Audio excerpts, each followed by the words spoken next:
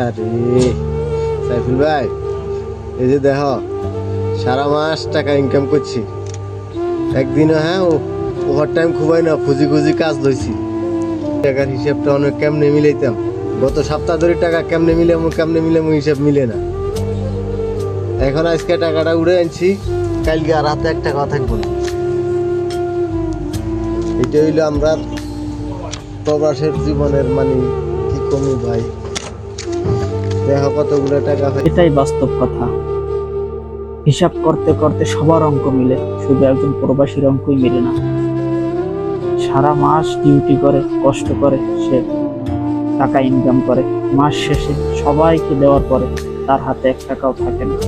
তারপরও সে অনেক শান্তি বা খুশিতে থাকে যে তার প্রিয় মানুষগুলো তো শান্তিতে আছে। এই ভেবেই সে প্রবাসে বছরকে বছর কাটিয়ে দেয়।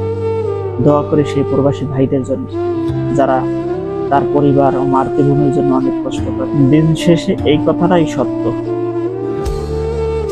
প্রবাসী হলো মোমবাতির মতো, আলো দিয়ে সে নীরব থাকে। সে সবাইকে আলোই দেয়, আলো দিয়ে শুধু নীরবই বসে থাকে।